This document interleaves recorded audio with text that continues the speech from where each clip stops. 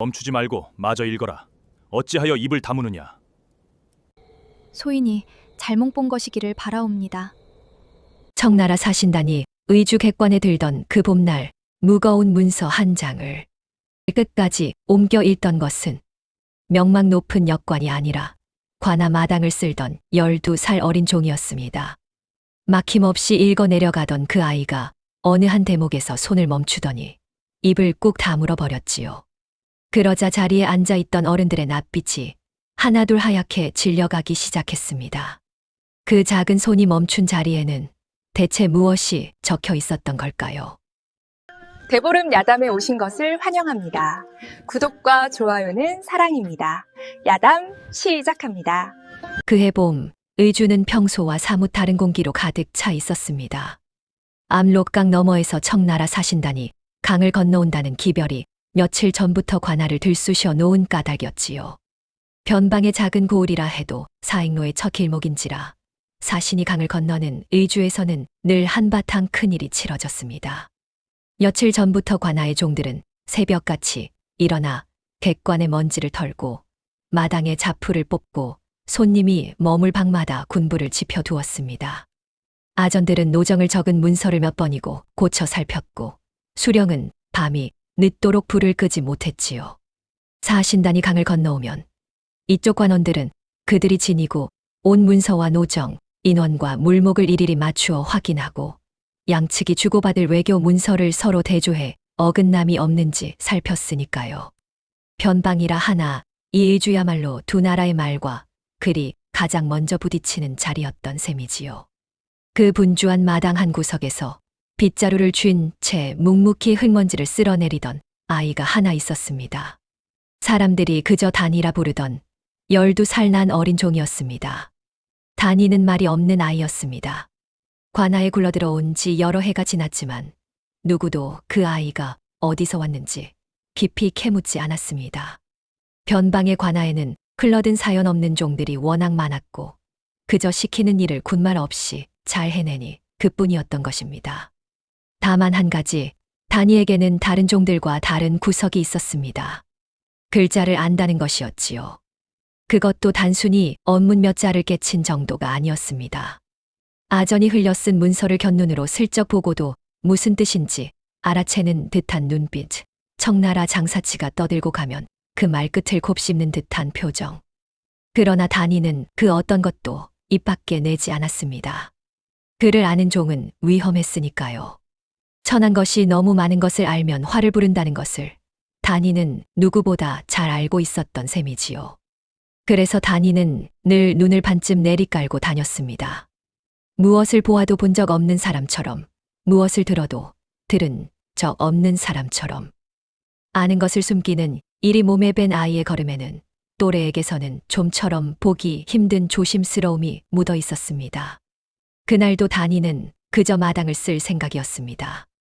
객관 안에서 무슨 일이 벌어지든 자신과는 상관없는 먼 세상의 일이라 여겼던 거예요.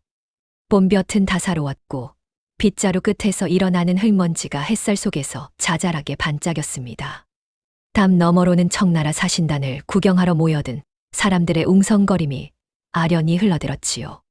그런데 한낮이 가까워질 무렵 객관 쪽에서 갑작스러운 소란이 일었습니다. 다급한 발소리와 높아진 언성이 담을 넘어 마당까지 흘러나왔고 한양에서 사신 영접을 총괄하기 위해 내려온 고관의 호통이 쩌렁쩌렁 울렸습니다. 무슨 일인가 싶어 종들이 하던 일을 멈추고 귀를 기울였지요. 곧 아전 하나가 사색이 된 얼굴로 객관을 뛰쳐나와 마당을 가로질렀습니다. 역관이 쓰러졌다. 한양에서 온 역관 나리가 벼란간 피를 토하고 쓰러지셨다. 마당이 술렁였습니다. 사신단과 마주 앉아 그들이 지닌 문서를 조선 측 문서와 맞대어 살피고 오가는 말을 옮길 역관은 이 자리에서 가장 중요한 사람 가운데 하나였으니까요. 그 역관이 쓰러졌다는 것은 두 나라가 마주한 자리에서 입과 귀가 한꺼번에 사라진 것이나 다름없는 일이었습니다. 영접 총괄 고관의 얼굴이 어땠을지는 보지 않아도 짐작이 갔지요. 사신을 기다리게 하는 것은 고청을 가벼이 여기는 일로 비칠 수 있었고 그 사소한 결례 하나가 변방의 평온을 깨뜨릴 빌미가 되기도 했으니까요. 객관 안에서는 다른 역관을 부르라느니 의주 안에 청어를 아는 자가 더 있느냐느니 하는 다급한 말들이 오갔습니다. 그러나 이런 변방의 작은 고을에 외교 문서를 맞대어 읽을 만큼 글의 밝은 역관이 그리 흔할 리 없었습니다. 한양에서 사람을 다시 부른다 한들 며칠은 좋게 걸릴 일이었고 그 사이 사신단을 마냥 붙들어 둘 수도 없는 노릇이었지요. 바로 그때였습니다. 마당에 나와 있던 아전 하나가 무언가 떠오른 듯 멈칫하더니 천천히 고개를 돌려 마당 한 구석을 바라보았습니다. 그 시선이 가닿은 곳에는 여전히 빗자루를 쥔 채 묵묵히 서 있는 다니가 있었지요. 아전은 잠시 망설이는 듯 하더니 이내 다니에게로 성큼성큼 걸어왔습니다. 다니의 가슴이 철렁 내려앉았습니다. 무언가 잘못되어 가고 있다는 것을 아이는 본능처럼 직감했던 거예요. 도망치고 싶었지만 발이 땅에 붙은 듯 떨어지지 않았습니다. 내가 그를 좀 안다고 들었다. 청나라 말도 알아듣는다는 말이 있던데 그게 사실이냐? 다니는 대답하지 않았습니다. 빗자루를 쥔 손에 힘이 들어갔을 뿐이었지요. 아니라고, 그저 헛소문이라고 잡아떼야 한다는 것을 머리로는 알고 있었습니다. 입을 열면 7년을 숨겨온 모든 것이 와르르 쏟아질 것만 같아 다니는 입술을 깨물었지요.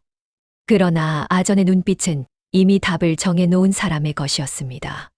지금 이 마당에서 글자를 아는 종이라는 소문이 도는 자는 다니뿐이었고 객관 안의 다급함은 한시도 기다려주지 않았으니까요. 아전은 다니의 대답을 듣기도 전에 아이의 팔을 잡아 끌었습니다. 되고 안 되고는 윗전에서 정하실 일이다. 일단 들라. 다니는 끌리듯 객관 안으로 들어섰습니다. 문턱을 넘는 순간 아이의 눈앞에 펼쳐진 광경은 평생 마당이나 쓸던 종이 감히 마주할 자리가 아니었습니다. 청나라 사신단이 한쪽에 위엄을 갖추고 앉아 있었고 그 맞은편에는 한양에서 내려온 영접 총괄 고관과 의주의 수령이 굳은 얼굴로 자리하고 있었지요. 두 나라가 주고받을 문서들이 상위에 가지런히 펼쳐져 있었고 방 안의 공기는 숨을 쉬기조차 조심스러울 만큼 무겁게 가라앉아 있었습니다. 한쪽 구석에는 쓰러진 역관이 부축을 받은 채 누워 신음하고 있었고요. 그 모든 시선이 문턱을 넘어들어선 작고 초라한 종 하나에게로 일제히 쏠렸습니다. 다니는 자신의 거친 무명옷과 흙 묻은 손이 그 자리에서 얼마나 초라한지를 그제야 깨달았습니다. 그러나 누구도 그것을 탓할 겨를이 없을 만큼 방 안은 다급했지요. 고관이 미간을 찌푸렸습니다. 두 나라가 맞대어 살필 문서를 한낱 종에게 익힌다는 것이 못마땅했을 테지요. 그러나 달리 방도가 없었습니다. 사신은 이미 문서가 정확히 대조되기를 기다리고 있었고 시간을 끌수록 결례만 쌓일 따름이었으니까요. 고관은 못마땅한 기색을 애써 누르며 단이 앞으로 한 장의 문서를 밀어놓았습니다. 사신단이 강을 건너오며 지니고 온 문서와 맞대어 살필 조선 측에서 갈무리해 온 문서였습니다. 이 자리에서 한양으로 올려보낼 두 나라의 약조가 적힌 바로 그 문서였지요. 읽어라. 한 자도 빠짐없이 보이는 그대로 옮겨 아뢰어라. 다니는 무릎을 꿇고 앉아 문서를 내려다보았습니다. 손끝이 차갑게 식어 있었지요. 종이 위에 빼곡히 들어찬 글자들은 아이가 오랫동안 마음 깊은 곳에 묻어두고 한 번도 꺼내보지 않았던 세계였습니다. 그러나 한 번 눈에 담기 시작하자 글자들은 거짓말처럼 술술 풀려나오기 시작했습니다. 다니의 입에서 흘러나온 첫 구절이 또렷하고 막힘이 없자 방 안의 어른들 사이에서 미묘한 동요가 일었습니다. 천한 종의 입에서 나오는 것이라고는 믿기 어려울 만큼 그 읽음이 반듯했던 까닭이었지요. 고관에 굳었던 얼굴이 아주 조금 풀렸습니다. 사신 쪽에서도 가만히 고개를 끄덕이는 기색이 보였고요. 다니는 문장을 하나하나 짚어가며 차분하게 옮겨 나갔습니다. 두 나라의 오랜 우위를 다짐하는 구절이 지나가고 사신을 맞고 보내는 절차를 적은 대목이 지나갔습니다. 글자를 따라가는 동안 다니는 잠시 자신이 종이라는 것도 이곳이 어디인지도 잊었습니다. 오직 글자만이 있었고 그 글자들이 옛버처럼 다정하게 손끝을 이끌었지요. 모든 것이 순조롭게 흘러가는 듯 했습니다. 바로 그 순간이었습니다. 다니의 목소리가 거짓말처럼 뚝 끊겼습니다. 아이의 눈동자가 한 글자 위에 멈춰선 채 미동도 하지 않았습니다. 문장의 한복판, 두 나라의 약조와 직결되는 가장 무거운 대목에 이르러 다니는 그 다음 글자를 입에 올리지 못한 채 굳어버린 것이었지요. 작은 입술이 달싹였지만 소리는 나오지 않았고 종이를 짚은 손가락 끝이 잘게 떨리기 시작했습니다. 방 안의 어른들이 의아한 눈빛으로 아이를 바라보았습니다. 고관의 표정이 다시 굳어졌습니다. 어찌 멈추느냐. 마저 읽으래도 다니는 대답하지 못했습니다. 아이의 시선은 여전히 그 한 글자에 못 박혀 있었지요. 무언가를 보았던 겁니다. 다른 누구도 미처 알아채지 못한 무언가를 마당이나 쓸던 12살 어린 종이 가장 먼저 알아본 것이었습니다. 그러나 아이는 그것을 입에 올리는 순간 무슨 일이 벌어질지 알 수 없어 차마 소리를 내지 못하고 있었던 것이지요. 멈추지 말고 마저 읽어라. 어찌하여 입을 다무느냐. 고관의 언성이 높아졌습니다. 그러자 다니의 입술 사이로 모기 소리만 한 한마디가 겨우 새어 나왔습니다. 소인이 잘못 본 것이기를 바라옵니다. 그 한마디에 방 안의 공기가 일순 얼어붙었습니다. 잘못 본 것이기를 바란다니 무엇을 보았단 말인가. 한낱 종이 두 나라의 문서를 두고 입에 올린 그 말은 자칫 마주 앉은 자리를 통째로 뒤흔들 수도 있는 위험천만한 말이었으니까요.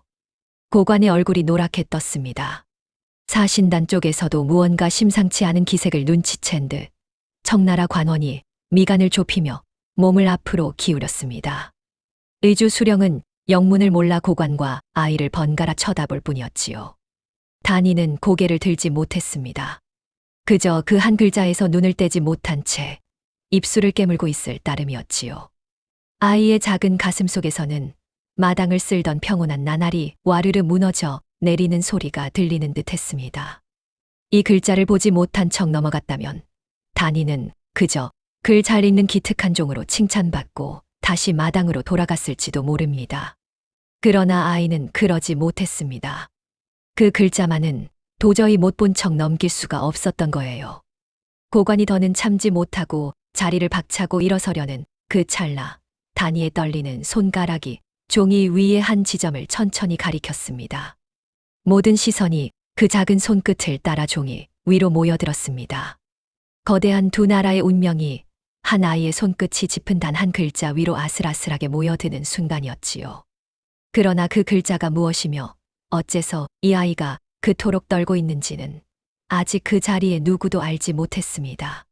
손끝이 그 글자를 가리키고 있는데 단이의 눈앞은 엉뚱하게도 객관이 아니었습니다. 등잔불이 일렁이고 있었지요. 어딘가 아주 먼, 아주 오래전의 등잔불이었습니다.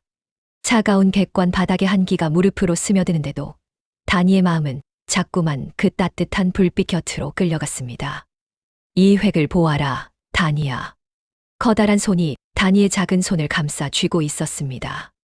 5살도 채 되지 않은 손이었지요. 그 손을 이끌어 붓끝을 천천히 움직여 주던 사람, 단이에게 처음으로 글자를 쥐어준 사람이 나직이 웃으며 말했습니다. 같은 글자라도 누가 쓰느냐에 따라 숨결이 다르단다. 글자에는 쓴 사람의 마음이 묻어있는 법이지. 그래서 글을 보는 눈을 가진 자는 종이 위에 숨은 거짓도 읽어낼 수 있는 게야.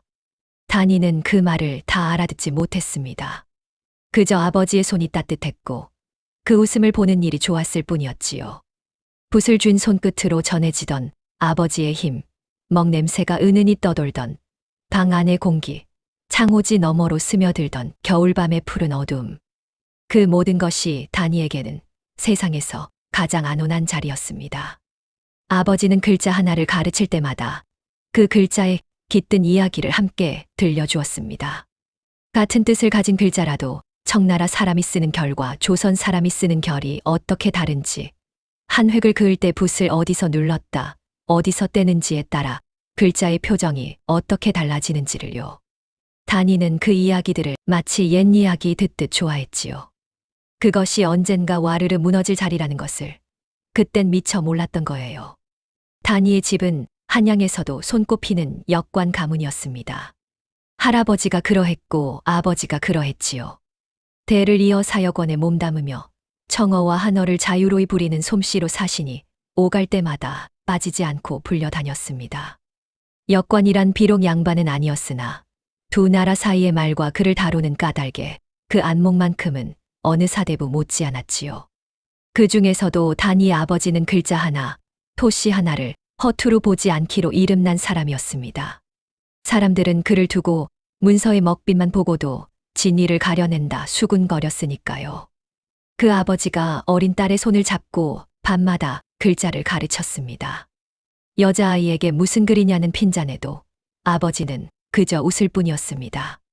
단이가 청나라 글자를 곧잘 따랐으면 크게 기뻐했고 한어와 청어의 미묘한 차이를 알아채면 무릎을 탁 치며 대견해했지요.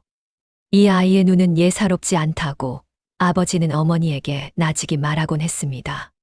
그 말이 자랑이 아니라 어쩐지 근심처럼 들렸다는 것을 단이는 한참 뒤에야 깨달았지요. 그 등잔불이 어느 겨울밤 거짓말처럼 꺼졌습니다.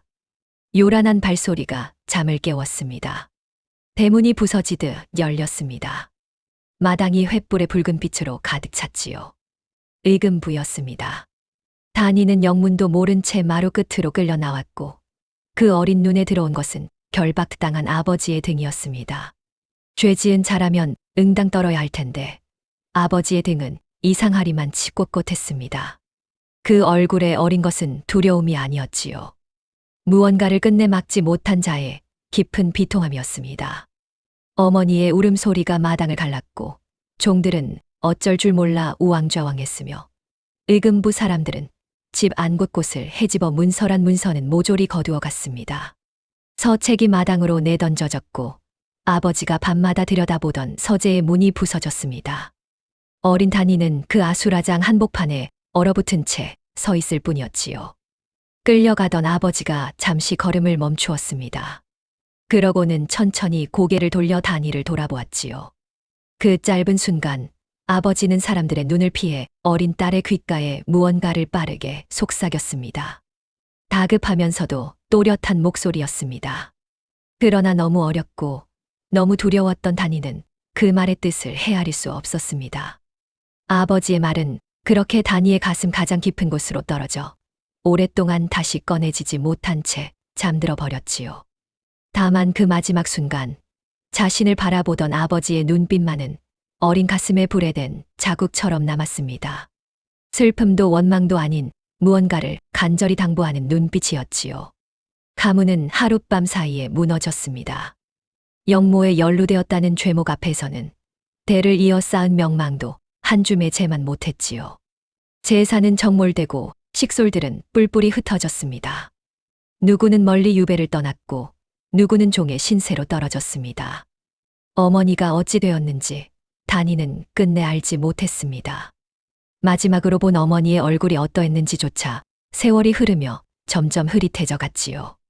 그 모진 풍파에 떠밀리고 또 떠밀려 단이가 마지막으로 흘러든 곳이 한양에서 1000리 가까이 떨어진 이 북녘 끝 의주에 관하였던 것이지요.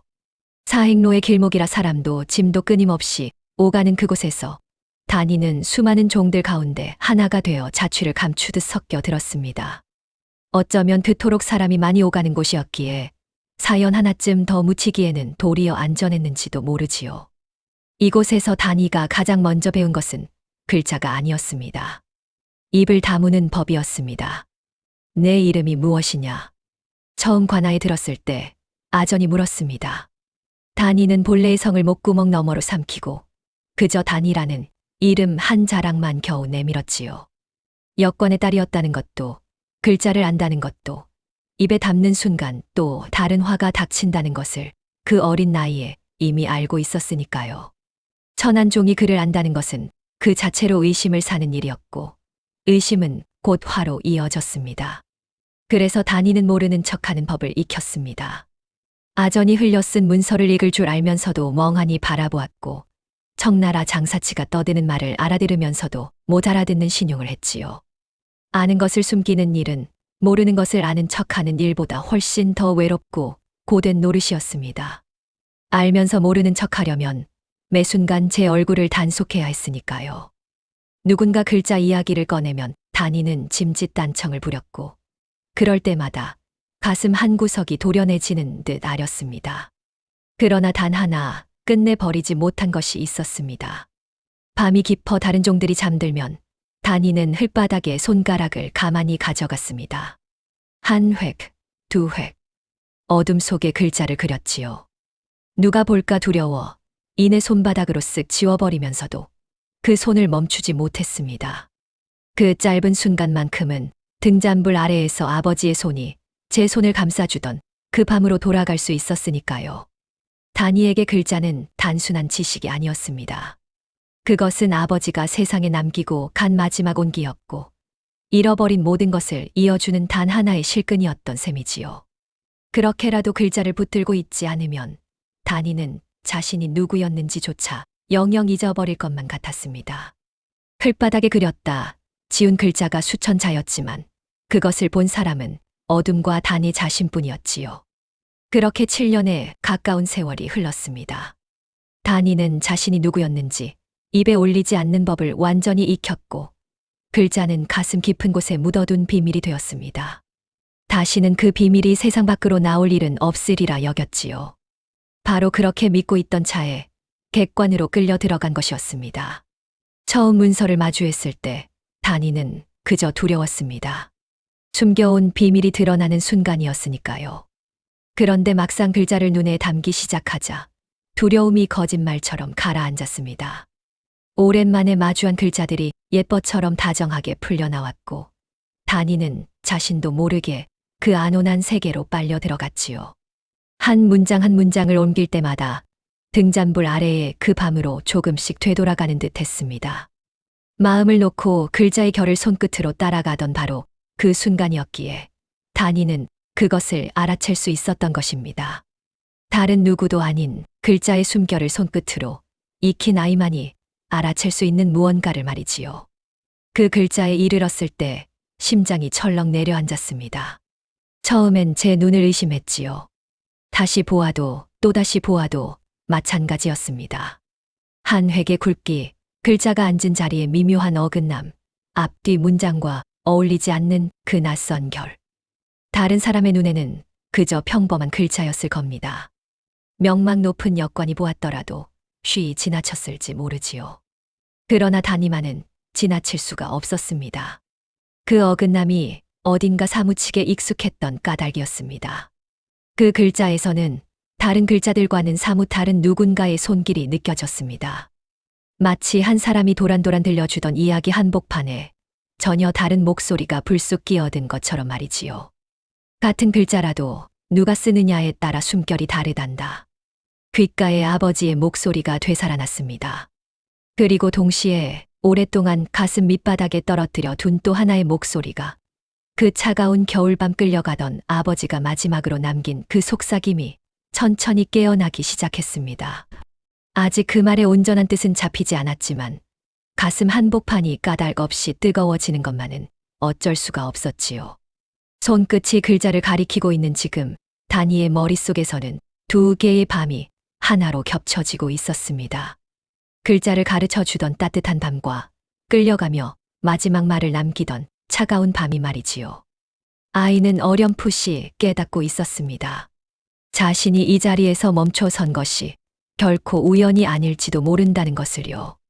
어쩌면 이 모든 일은 아주 오래전 그 겨울밤부터 이미 시작되고 있었던 것은 아니었을까요? 다니의 손끝은 여전히 종이 위에 한 글자를 가리키고 있었습니다. 방 안의 모든 시선이 그 작은 손가락 끝으로 모여들었지만 정작 그 글자를 들여다본 사람들의 표정에는 의아함만이 번져갔지요. 누구의 눈에도 그 글자는 그저 멀쩡한 글자로 보였던 까닭이었습니다. 문장은 매끄럽게 이어졌고 뜻도 무리 없이 통했습니다. 두 나라가 서로의 국경을 침범하지 않기로 다짐하는 더없이 평범한 구절이었지요. 그러니 좌중으로서는 다 큰 어른들도 그냥 읽고 넘어갈 그 대목에서 한낱 어린 종이 무엇을 보고 멈춰섰는지 도무지 알 수 없었던 것입니다.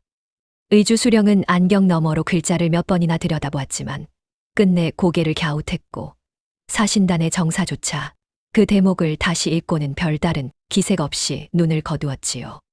그 어리둥절한 정막을 깨뜨린 것은 윗자리에 앉아있던 영접총괄 고관이었습니다. 한양에서 사신 영접을 총괄하기 위해 의주까지 내려온 사람. 이 자리에서 조선 측이 주고받는 문서를 모두 손에 쥔 인물이었지요. 그가 천천히 몸을 일으키며 단위를 내려다보았습니다. 내 인연, 지금 무슨 짓을 하고 있는 게냐. 목소리는 낮았지만 그 안에 서린 노기는 칼날 같았습니다. 단위의 어깨가 움찔움찔어들었지요. 멀쩡히 잘 적힌 글자를 두고 한낱 관아의 종이 무엇을 보았다 떠드는 게야. 잘못 보았기를 바란다니. 그게 무슨 망발이냐. 내가 것이 청나라 글자를 알면 얼마나 안다고. 호통이 객관의 벽을 때렸습니다. 좌중도 고관의 말에 고개를 끄덕이는 분위기였지요. 청나라 사신단조차 그 대목을 2번, 3번 다시 읽어보았지만 뜻에는 아무런 어긋남이 없었으니까요. 합의했던 그 내용 그대로 국경을 침범하지 않겠다는 문장이 멀쩡히 적혀 있었던 것입니다. 다른 누구도 심지어 그 문서를 보낸 청나라 사람들조차 거기 함정이 숨어 있으리라고는 짐작조차 하지 못했던 것이지요. 글이란 본디 뜻으로 있는 것이고 뜻이 통하면 그것으로 의심할 까닭이 없었으니까요. 단위는 고개를 들 수가 없었습니다. 그러나 가리킨 손가락만은 이상하게도 거두어지지 않았지요. 거두려 해도 거두어지지 않았다는 편이 옳을 겁니다.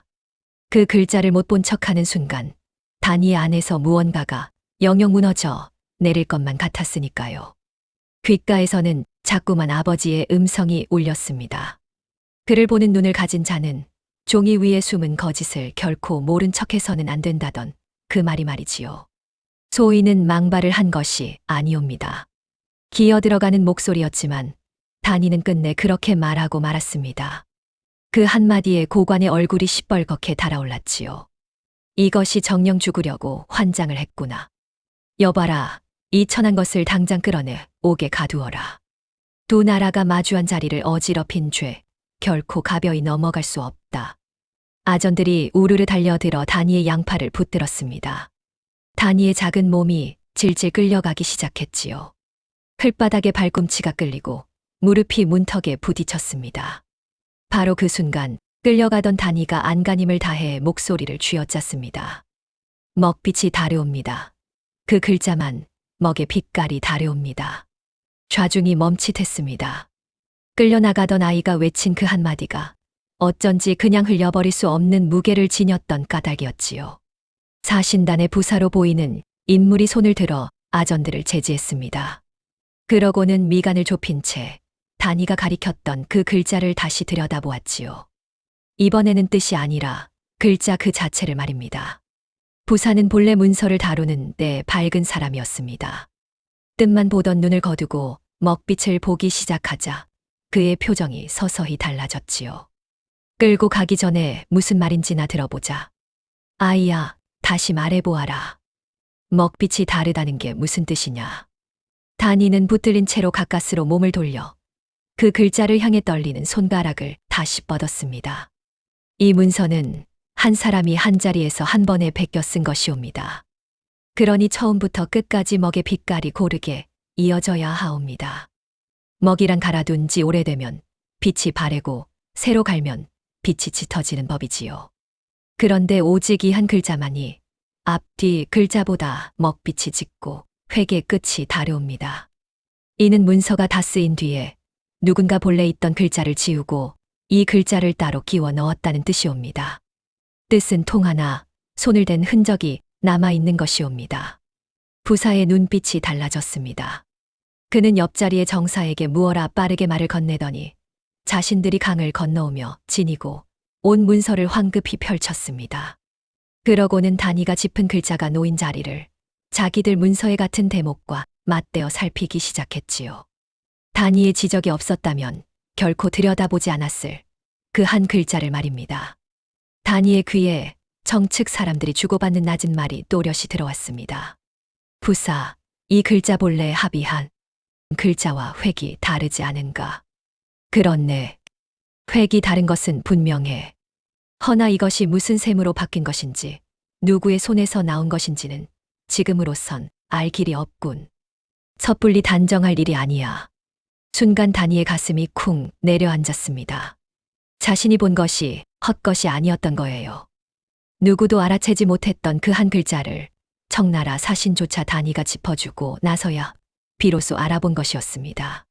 그 글자는 분명 문서가 작성되어 이 자리에 오르기까지 어느 길목에선가 누군가의 손에 의해 감쪽같이 바꿔치기 된 것이었지요.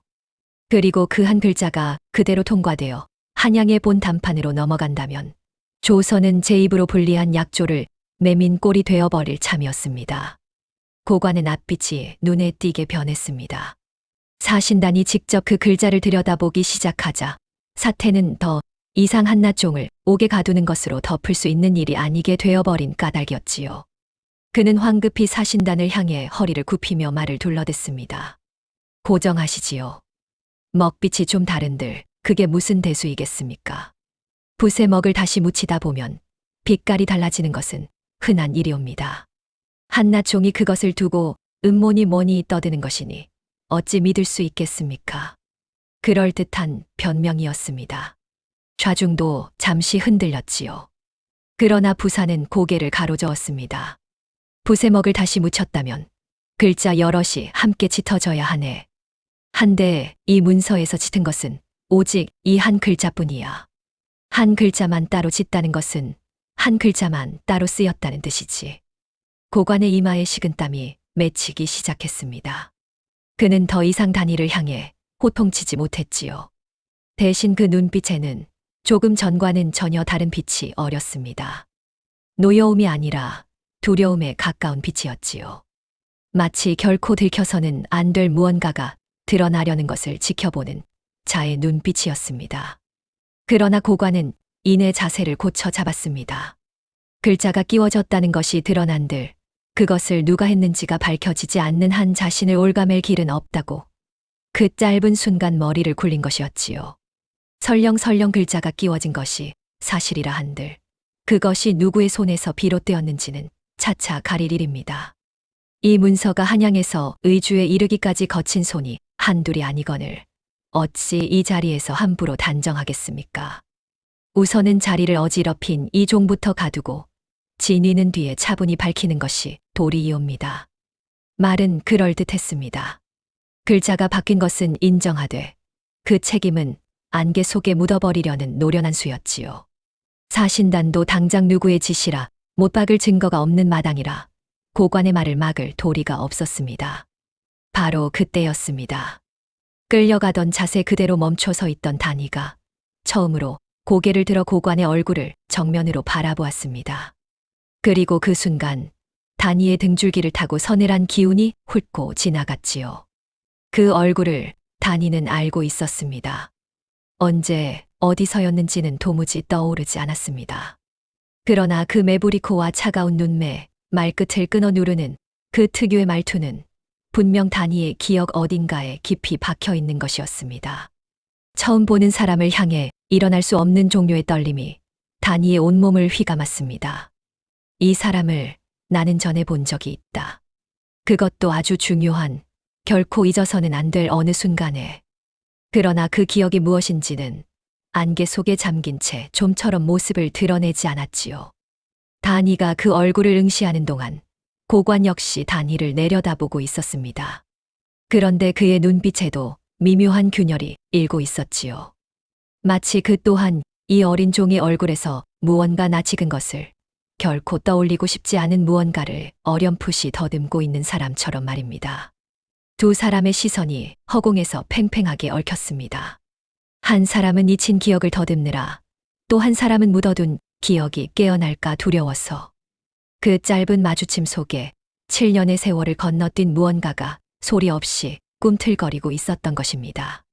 결국 고관은 사신단의 눈을 의식한 듯 짐짓 위엄을 갖추며 명을 내렸습니다. 글자의 진위는 차차 가릴 터이니 우선 자리를 어지럽힌 종부터 옥에 가두라는 것이었지요. 단이는 다시 끌려 나갔습니다. 그러나 옥으로 끌려가는 그 길에서도 단이의 머릿속을 떠나지 않는 것은 옥에 대한 두려움이 아니었습니다. 대체 저 얼굴을 어디서 보았던 걸까? 그리고 먹빛 하나에 그토록 낯빛을 잃은 저 고관은 어째서 한낱 어린 종의 얼굴 앞에서 두려움을 감추지 못하는 것일까요? 옥은 어둡고 축축했습니다. 의주관아 한 구석 햇빛 한 좀 들지 않는 그 좁은 옥사 안에 다니는 홀로 웅크려 앉아 있었지요. 객관에서 끌려 나오던 순간의 소라는 이미 멀어졌고 이제 다니를 둘러싼 것은 차가운 흙벽과 무거운 침묵뿐이었습니다. 어딘가에서 물방울이 똑똑 떨어지는 소리만이 이따금 정막을 깨뜨렸지요. 고관은 끝내 다니를 옥에 가두고 말았습니다. 사신단이 그 글자를 의심하기 시작한 마당에 일이 더 커지기 전에 한낱 종의 입부터 틀어막아야 했던 까닭이었지요. 천한 것 하나쯤 옥에서 어찌 되든 누구도 묻지 않을 일이었으니까요.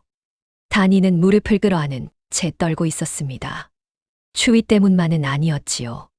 객관에서 마주한 그 고관의 얼굴이 어둠 속에서 자꾸만 떠올랐던 까닭이었습니다.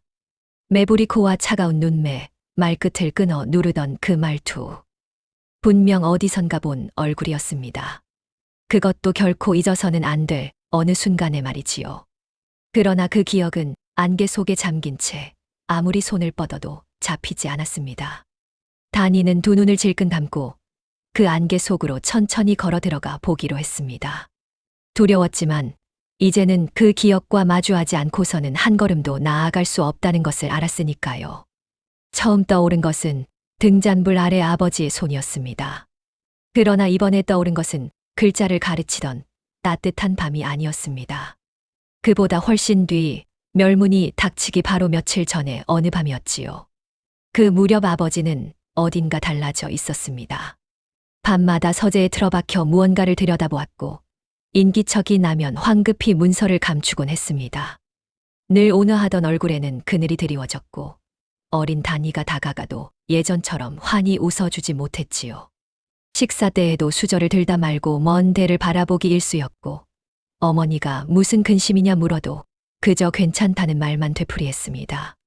무슨 일인지 어린 다니는 알 수 없었지만 집 안에 무거운 무언가가 내려앉았다는 것만은 어린 가슴에도 느껴졌습니다. 그 며칠 전 밤의 한 장면이 어둠 속에서 또렷이 되살아났습니다. 다니가 잠결에 목이 말라 서재 쪽으로 갔을 때 문틈으로 새어나오던 아버지의 낮은 목소리였습니다. 아버지는 누군가와 마주 앉아 있었습니다. 어린 다니는 그 상대가 누구인지 보지 못했지만 두 사람이 주고받던 말의 한 토막만은 어찌 된 일인지 가슴에 박혀 있었지요. 이 한 글자가 바뀌면 두 나라 사이에 피가 흐르게 됩니다. 저는 결코 모른 척할 수 없습니다. 아버지의 목소리였습니다. 그리고 그 말에 답하던 또 다른 목소리. 말끝을 끊어 누르던 서늘하고 낮은 그 목소리. 역관 따위가 무엇을 안다고 나서는가. 자네가 입을 다물면 모두가 무사할 것을. 다니의 두 눈이 어둠 속에서 번쩍 뜨였습니다. 그 목소리였습니다. 객관에서 자신을 윽박지르던 고관의 목소리, 바로 그것이었던 것이지요. 7년의 세월이 흐르며 얼굴은 흐릿해졌지만 말끝을 끊어 누르던 그 독특한 말투만은 다니의 기억 깊은 곳에 고스란히 남아 있었던 겁니다. 안개가 조금씩 걷히기 시작했습니다. 그날 밤 아버지와 마주 앉아 있던 그 사람, 아버지에게 입을 다물라 종용하던 그 사람이 바로 오늘 객관에서 자신을 옥에 가둔 그 고관이었던 것이지요. 조각들이 하나둘 제자리를 찾아 들어가기 시작했습니다. 아버지는 역관이었습니다. 두 나라의 문서를 다루며 글자 하나의 진위를 먹빛만으로 가려낼 줄 아는 사람이었지요. 그런 아버지가 어느 날 청과 오가는 외교 문서에 누군가 손을 대려 한다는 것을 알아챈 것이었습니다. 단 한 글자를 바꿔 조선이 청을 능멸한 것처럼 꾸미고 그것으로 두 나라 사이에 분란을 일으키려는 음모를 말이지요. 어느 한쪽에 이속을 대주려는 것이 아니라 두 나라를 맞부딪게 하여 나라를 혼란에 빠뜨리고 그 틈에 제 이속을 챙기려는 속셈이었습니다. 아버지는 그것을 보고도 모른 척할 수 없는 사람이었습니다. 그를 보는 눈을 가진 자는 종이 위에 숨은 거짓도 읽어내야 한다고 어린 딸에게 가르치던 바로 그 사람이었으니까요. 아버지는 그 거짓을 막으려 했습니다. 윗전에 고변하여 음모를 세상에 드러내려 했지요. 그러나 음모를 꾸민 자들의 손은 아버지가 생각한 것보다 훨씬 길고 깊었습니다. 아버지가 고변에 나서기도 전에 그들은 도리어 아버지에게 영모의 누명을 씌워버린 것이었습니다. 거짓을 막으려던 사람을 거짓을 꾸민 자로 둔갑시켜 버린 셈이지요. 그렇게 다니의 아버지는 역적으로 몰려 끌려갔고 가문은 하룻밤 사이에 멸문되었습니다. 진실을 알았다는 이유 하나만으로 한 가문이 통째로 재가 되어버린 것이었습니다. 그날 밤 의금부가 서재의 문서를 모조리 거두어 간 것도 실은 그 한 글자의 흔적을 지우기 위함이었음을 다니는 이제야 어렴풋이 깨달았지요. 끌려가던 아버지의 등이 어째서 그토록 꼿꼿했는지, 그 얼굴에 어린 것이 어째서 두려움이 아니라 비통함이었는지 다니는 이제야 알 수 있었습니다. 아버지는 죄를 지어 끌려간 것이 아니었습니다. 끝내 그 거짓을 막지 못한 채 끌려간 것이었지요. 자신이 죽고 나면 그 한 글자가 누구의 제지도 받지 않고 통과되어 버릴 것을 아버지는 알고 있었던 겁니다. 그 비통함이 7년이 지난 오늘에서야 어린 딸의 가슴에 또렷이 전해져 왔습니다. 그리고 마침내 가장 깊은 곳에 잠들어 있던 그 목소리가 깨어났습니다. 끌려가던 아버지가 사람들의 눈을 피해 어린 다니의 귓가에 빠르게 속삭이던 그 마지막 말이었습니다. 7년 동안 뜻을 헤아리지 못한 채 가슴 밑바닥에 떨어뜨려 두었던 그 말이 이제는 거짓말처럼 또렷하게 되살아났지요. 다니야, 글자를 잊지 말거라. 언젠가 내가 그 글자를 다시 만나거든. 그때는 결코 눈을 감지 말거라. 다니의 두 눈에서 뜨거운 것이 주르륵 흘러내렸습니다. 아버지는 알고 있었던 겁니다. 자신은 끝내 그 거짓을 막지 못하고 죽지만 언젠가 그 한 글자가 다시 세상에 나올 것이라는 것을요. 그래서 어린 딸에게 글자를 잊지 말라 당부한 것이었습니다. 그 글자를 다시 만나거든 눈을 감지 말라고 7년 전 그 차가운 겨울밤에 미리 일러둔 것이었지요. 다니가 객관에서 그 글자 앞에서 멈춰선 것은 결코 우연이 아니었습니다. 아버지가 남긴 마지막 당부가 7년의 세월을 건너 어린 딸의 손끝을 그 글자 위에 멈춰 세운 것이었습니다. 그러나 그 순간 또 하나의 가르침이 함께 떠올랐습니다. 등잔불 아래에서 아버지가 들려주던 글자에는 쓴 사람의 숨결이 묻어 있다던 그 말이었지요. 같은 글자라도 누가 쓰느냐에 따라 획을 누르는 자리가 다르고 붓을 때는 매무새가 다르다고 했습니다. 다니는 흙바닥을 짚고 천천히 몸을 일으켰습니다. 객관에서 보았던 그 한 글자의 결이 어둠 속에서 다시 또렷이 떠올랐던 까닭이었지요. 그 짙은 먹빛 아래 한 획을 유난히 모질게 눌러 그은 그 손버릇. 다니는 그 손버릇을 어디선가 본 적이 있었습니다. 오늘 바로 그 객관에서 말이지요. 고관이 명을 적어 아전에게 건넬 때 붓을 쥐던 그 손에서 두 개의 손이 다니의 머릿속에서 천천히 하나로 포개졌습니다. 먹빛은 글자가 따로 쓰였음을 말해줄 뿐이지만 그 획에 묻은 숨결은 누가 썼는지를 말해주고 있었던 것이지요. 다니는 흙벽에 등을 기댄 채 한참을 소리 죽여 울었습니다. 아버지가 어째서 죽어야 했는지, 자신이 어째서 글자를 버리지 못하고 7년을 살아왔는지, 이제야 그 모든 것이 하나로 이어졌으니까요. 그러나 눈물은 오래 가지 않았습니다. 울음이 잦아들 무렵 다니의 작은 가슴 속에서는 눈물과는 전혀 다른 것이 차오르고 있었던 까닭이었지요. 그것은 두려움도 슬픔도 아니었습니다. 7년 동안 숨죽이며 살아온 아이의 안에서 마침내 단단한 무언가가 고개를 들기 시작한 것이었습니다. 다니는 천천히 고개를 들었습니다. 어둠에 익숙해진 두 눈에 더 이상 떨림은 없었지요. 내일이면 사신다는 의주를 떠나 한양으로 향할 것이었습니다. 그 한 글자가 끼워진 문서를 품은 채로 말이지요.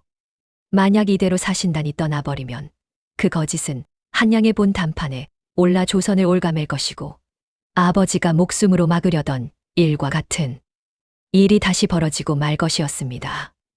더구나 고관은 책임을 안개 속에 묻어버렸으니 누구도 그 한 글자가 그의 손에서 나왔다는 것을 밝히지 못한 채 사건은 흐지부지될 참이었지요. 7년 전 아버지가 막지 못한 그와 같은 일을 이번에는 자신이 막아야 한다고 다니는 생각했습니다. 옥에 갇힌 한낱 종이 무엇을 할 수 있겠느냐고 누군가는 비웃을지도 모릅니다. 그러나 다니에게는 아버지가 남긴 것이 있었습니다. 글자를 읽는 눈, 거짓을 가려내는 눈, 그리고 무엇보다 그 거짓을 누가 저질렀는지를 글자의 숨결에서 읽어내는 눈이 말이지요. 먹빛으로 조작이 있었음은 이미 드러났으니 이제 남은 것은 그 손이 누구의 것인지를 밝히는 일이었습니다. 단이는 두 주먹을 꼭 쥐었습니다.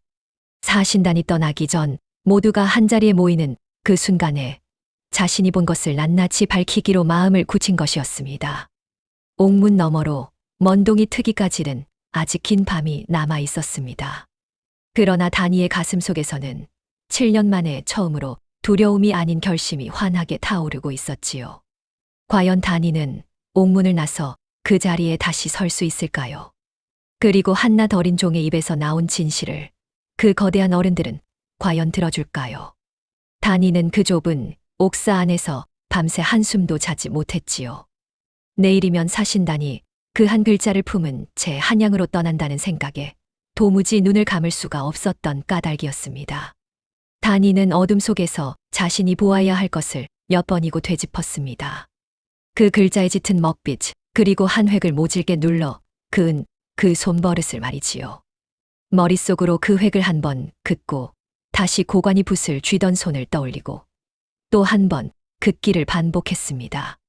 잘못 본 것이라면 모든 것이 끝장이었습니다. 그러나 아무리 되짚어도 그 두 손은 자꾸만 하나로 포개졌지요. 그러나 옥에 갇힌 한낱 종이 무엇을 할 수 있겠습니까? 다니가 절망에 잠겨 클벽에 머리를 기댔을 때 옥문 밖에서 인기척이 났습니다. 밤새 옥을 지키던 늙은 옥직이었지요. 그는 한참을 말없이 다니를 들여다보았습니다.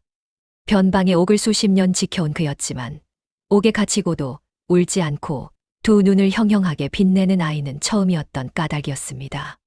내 인연 무슨 짓을 했기에 영접 어른의 눈밖에 났느냐. 다니는 옥지기를 올려다보았습니다. 그러고는 천천히 그러나 또박또박 말했지요.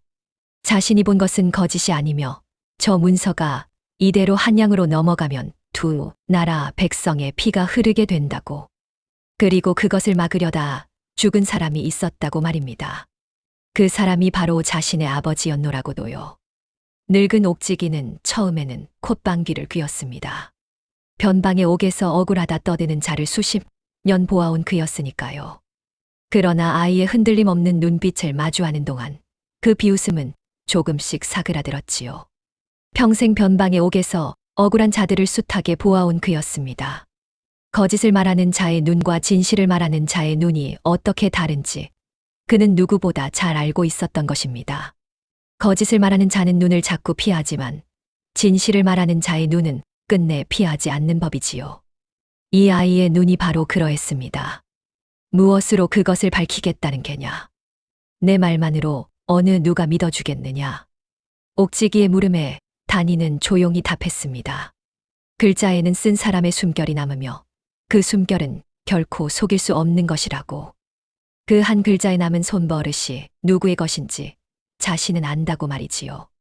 옥지기는 그 말의 뜻을 다 헤아리지는 못했습니다.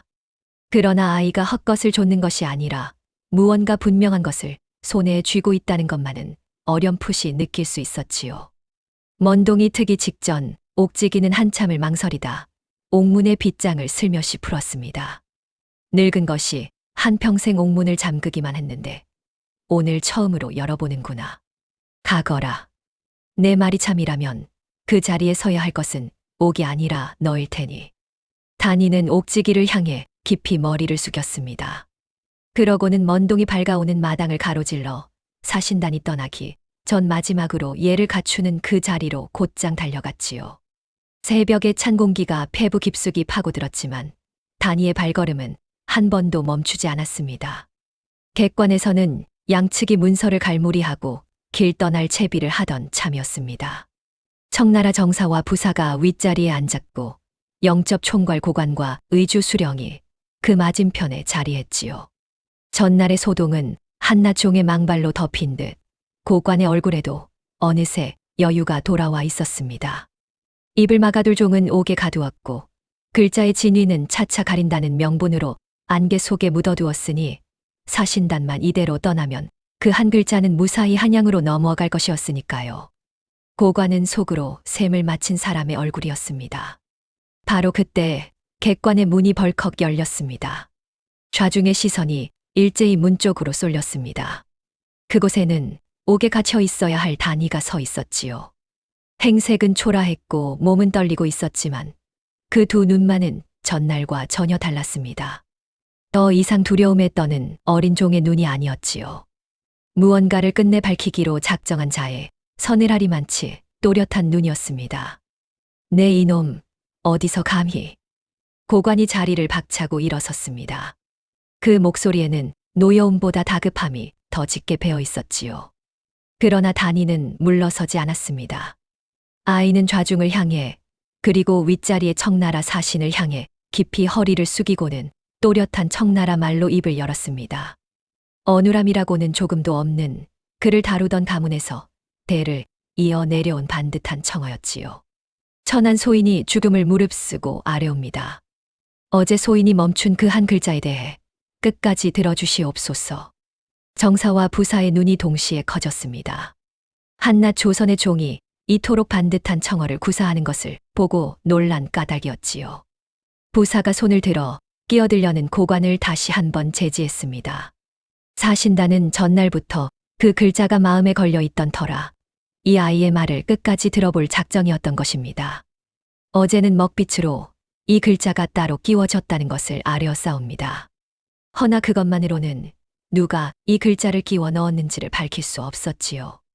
오늘 소인이 아뢰려는 것은 바로 그 손이 누구의 손인가 하는 것이옵니다. 좌중이 술렁였습니다. 고관의 얼굴에서 여유가 한순간에 가셨지요. 어제 그가 책임을 묻어두었던 바로 그 자리를 이 어린 종이 정면으로 파고들었던 까닭이었습니다. 단이는 상위에 펼쳐진 문서로 다가가 그 한 글자를 손가락으로 짚었습니다. 소인의 아비는 역관이었사옵니다. 그 아비가 소인에게 이르기를 같은 글자라도 누가 쓰느냐에 따라 숨결이 다르다 하였사옵니다. 한 획을 어디서 누르고 어디서 떼는지 그 손버릇은 사람마다 다르며 결코 감출 수 없다고 말이옵니다. 이 끼워 넣어진 글자를 보시옵소서. 다른 획은 모두 부드러이 흐르는데 오직 이 한 획만이 끝에서 모질게 눌려 꺾여 있사옵니다. 마치 화가 난 사람이 붓을 내리찍듯 말이옵니다. 이는 본래 이 문서를 베껴 쓴 사람의 손버릇이 아니옵니다. 부사가 몸을 앞으로 기울였습니다. 단이의 손가락이 가리키는 그 한 획을 이번에는 먹빛이 아니라 획의 결을 따라 더듬어 보기 시작했지요. 그렇다면 아이야, 그 손버릇이 누구의 것인지도 안단 말이냐. 단이는 천천히 고개를 돌려 어제 고관이 명을 적던 자리를 바라보았습니다. 그러고는 상위에 놓인 다른 문서 한 장을 가리켰지요.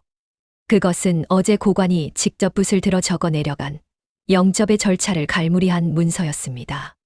저 문서를 가져다 이 글자와 맞대어 보시옵소서. 저 문서는 어제 영접을 총괄하신 어른께서 친히 적으신 것이옵니다. 저기에도 한 획을 끝에서 모질게 눌러 꺾는 바로 그 손버릇이 그대로 남아있을 것이옵니다. 좌중이 술렁였습니다. 부사가 직접 그 두 문서를 나란히 펼쳐 맞대었지요. 끼워 넣어진 한 글자의 모진 획과 고관이 친히 적은 문서 속 글자들의 획이 한자리에 놓였습니다. 객관 안에 모두가 숨을 죽인 채 그 두 손의 흔적을 들여다보았지요. 그리고 한참 만에 부사가 무겁게 입을 열었습니다. 같은 손이다. 한 획을 끝에서 눌러 꺾는 이 버릇이 두 글자에 똑같이 남아있어. 먹빛은 이 글자가 따로 쓰였음을 말해주고 이 획은 그것을 누가 썼는지를 말해주는구나. 순간 객관 안의 공기가 얼어붙었습니다. 고관의 얼굴에서 핏기가 가시기 시작했지요. 어제는 책임을 안개 속에 묻을 수 있었지만 제 손버릇이 그대로 남은 글자 앞에서는 더 이상 발뺌이 통하지 않았으니까요. 그러나 그는 마지막 발악처럼 단이를 향해 손가락질하며 소리쳤습니다. 무무엄하다. 한낱 종년의 헛소리에 어찌 이리 휘둘리시는 게요. 획이 비슷한 것이 어찌 그리 대수란 말이오. 글씨란 본디 닮은 데가 있는 법이거늘. 닮은 것이 아니라 같은 것이옵니다. 단이의 목소리가 고관의 기세를 단숨에 잘랐습니다. 닮은 글씨는 멀리서 보면 같아 보이나 가까이 보면 다르고 같은 손은 가까이 볼수록 똑같아지옵니다.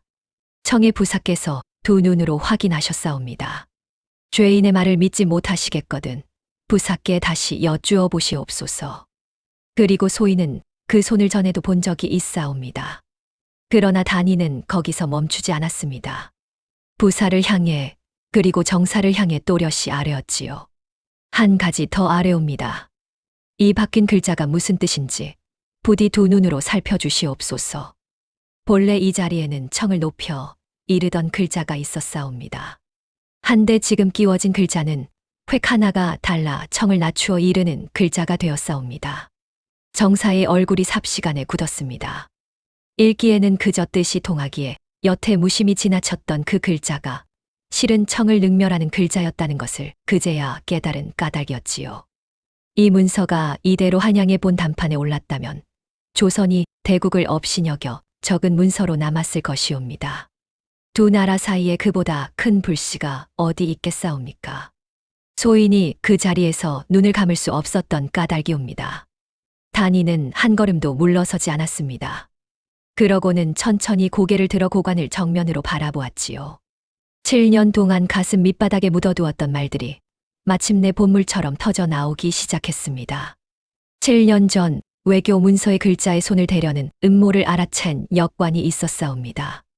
두 나라를 맞부딪게 하여 그 혼란으로 입속을 챙기려는 자의 음모였지요. 그 역관은 거짓을 모른 척할 수 없어 윗전에 고변하려 했지요. 허나 거짓을 꾸민 자의 손은 길고 깊었사옵니다. 그 역관은 고변에 나서기도 전에 도리어 영모의 누명을 쓰고 끌려가 온 가문이 멸문되고 말았사옵니다. 고관의 어깨가 눈에 띄게 떨리기 시작했습니다. 그 역관이 끌려가던 밤 그에게 입을 다물라 종용하던 목소리가 있었사옵니다. 말끝을 끊어 누르던 서늘하고 낮은 목소리였지요. 소인은 그 목소리를 어제 이 자리에서 다시 들었사옵니다.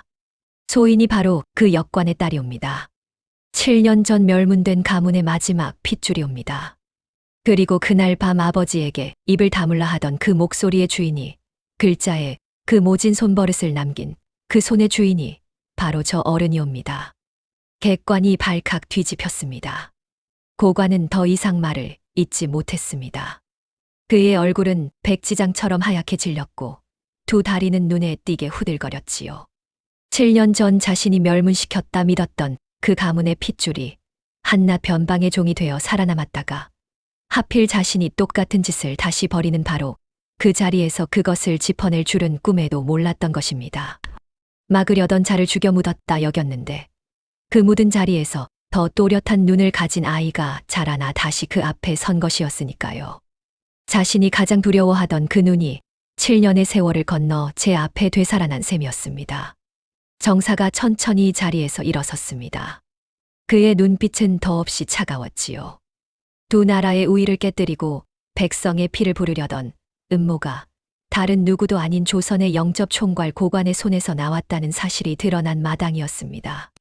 더구나 그 증거는 한낱 말이 아니라 글자의 고스란히 남은 그자의 손버릇이었지요. 이는 더 이상 덮을 수 있는 일이 아니었습니다. 의주 수령이 황급히 군조를 불러 고관을 에워쌌고 고관은 그 자리에 털썩 주저앉고 말았습니다. 7년 동안 쌓아 올린 그의 모든 것이 한낱 어린 종이 짚어낸 글자 한자 앞에서 와르르 무너져 내리는 순간이었습니다. 소란이 잦아들 무렵 단이는 여전히 그 자리에 서 있었습니다. 떨리던 몸은 어느새 가라앉았고 두 눈에서는 그제야 참았던 눈물이 조용히 흘러내렸지요. 아버지가 7년 전 막지 못한 그 일을 마침내 어린 딸이 막아낸 것이었습니다. 그 글자를 다시 만나거든 결코 눈을 감지 말라던 아버지의 마지막 당부를 단이는 끝내 지켜낸 것이었지요. 그 모습을 가만히 지켜보던 청나라 정사가 천천히 단이에게로 다가왔습니다. 그러고는 한낱 조선의 종을 향해 두 나라의 사신으로서 좀처럼 보이지 않을 깊은 눈빛으로 입을 열었습니다. 너는 어찌하여 목숨을 잃을 것을 알면서도 그 글자에서 눈을 감지 않았느냐. 좌중이 숨을 죽인 채 그 어린 종의 입에서 나올 대답을 기다렸습니다. 좌중이 숨을 죽이고 기다리던 그 물음 앞에서 단이는 한참을 말이 없었습니다. 목숨을 잃을 것을 알면서도 어찌하여 그 글자에서 눈을 감지 않았느냐는 청나라 정사의 물음이었지요. 단이는 천천히 고개를 들었습니다. 그러고는 떨리지만 또렷한 목소리로 마음 깊은 곳에 7년을 묻어두었던 한마디를 꺼냈습니다. 소인의 아버지께서 그를 보는 눈을 가진 자는 종이 위의 거짓을 결코 모른 척해서는 안 된다 가르치셨사옵니다. 그 가르침을 끝까지 지키시다 목숨을 잃으셨지요. 소인이 만약 어제 그 글자에서 눈을 감았더라면 소인은 아버지의 딸이기를 스스로 그만두는 것이옵니다. 목숨은 한 번 잃으면 그뿐이오나 아버지께서 남기신 그것마저 저버리면 소인은 살아도 산 것이 아니었을 것이옵니다. 객관 안에 무거운 침묵이 내려앉았습니다. 정사는 한동안 단이를 가만히 내려다보았지요.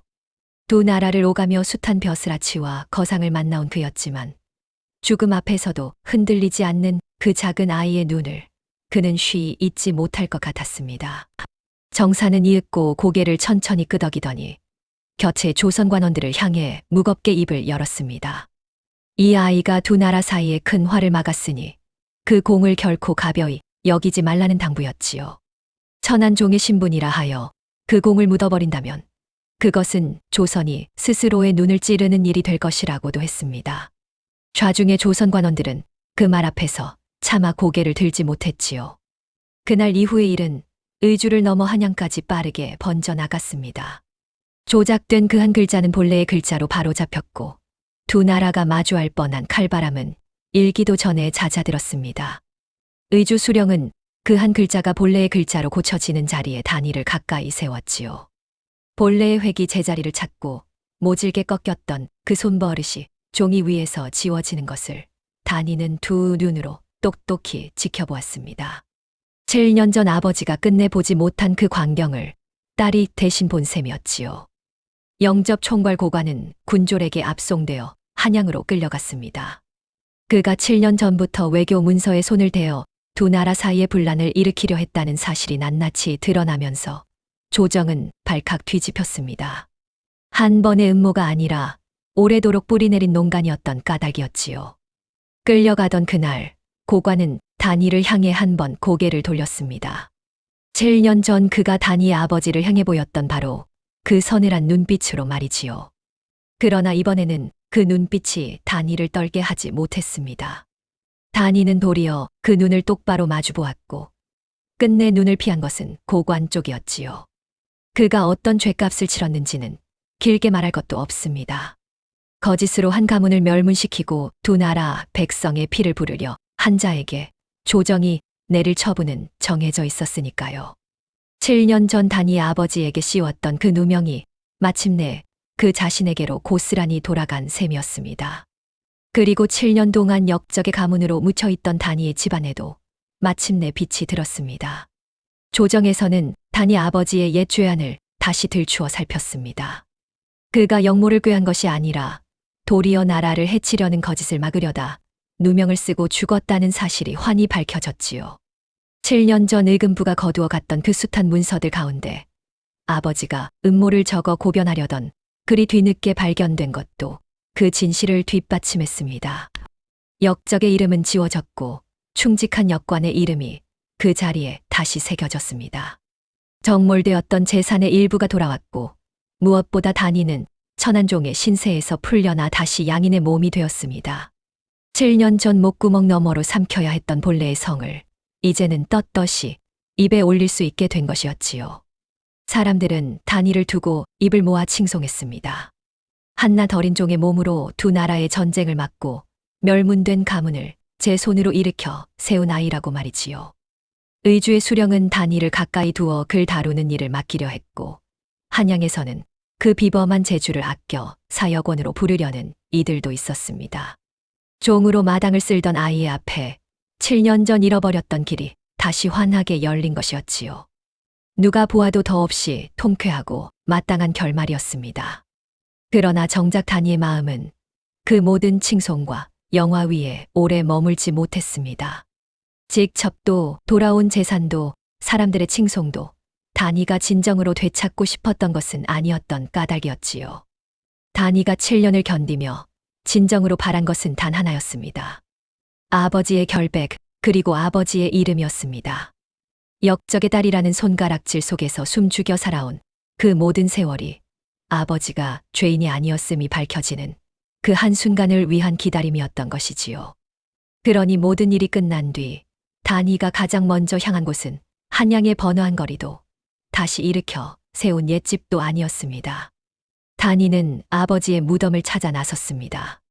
역적으로 죽은 이의 무덤이라 변변한 봉분조차 없이 이름 없는 산기슭에 초라하게 자리한 곳이었습니다. 7년 동안 누구도 찾지 않아 잡초만 무성하던 그 자리에 다니는 오래도록 무릎을 꿇고 앉아 있었지요. 봄볕이 따스하게 내려앉은 산기슭에서 다니는 흙을 쓸어내리며 나직이 말을 건넸습니다. 아버지. 소녀가 그 글자를 다시 만났사옵니다. 목소리가 짧게 떨렸습니다. 그리고 아버지께서 이르신 대로 결코 눈을 감지 않았사옵니다. 아버지께서 막지 못하신 그 일을 소녀가 끝내 막아냈사옵니다. 아버지께서 글자에는 쓴 사람의 숨결이 남는다 하셨지요. 그 숨결이 끝내 거짓을 꾸민 자를 가려냈사옵니다. 이제 아버지의 이름은 더 이상 역적이 아니옵니다. 사람들이 다시 충직한 역관 어른이라 부르옵니다. 말을 잇는 동안 다니의 두 뺨으로 굵은 눈물이 흘러내렸습니다. 그러나 그것은 7년 동안 흘려온 서러움의 눈물과는 전혀 다른 것이었지요. 끝내 지켜냈다는 안도와 마침내 아버지의 이름을 돌려드렸다는 깊은 후련함이 그 안에 함께 담겨 있었으니까요.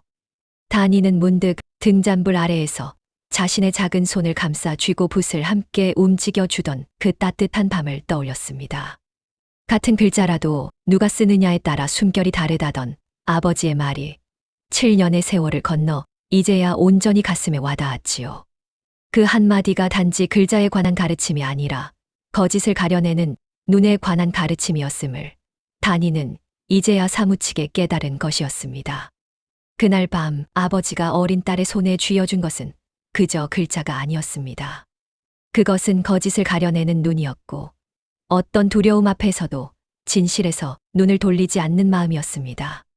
아버지는 자신이 끝내 막지 못할 것을 알면서도 그 마지막 눈과 마음을 어린 딸에게 고스란히 물려주고 떠났던 것이지요. 그리고 7년 뒤 그 작은 씨앗 하나가 끝내 딸의 목숨을 살리고 멸문된 가문을 일으켜 세우고 두 나라의 전쟁마저 막아낸 것이었습니다. 세상은 흔히 큰일은 큰 힘에서 비롯된다 여깁니다. 권세 높은 자의 말 한마디, 군사를 움직이는 호령, 산더미 같은 재물이 세상을 바꾼다 믿지요. 그러나 의주의 그 봄날 두 나라의 운명을 바꾼 것은 권세도, 군사도, 재물도 아니었습니다.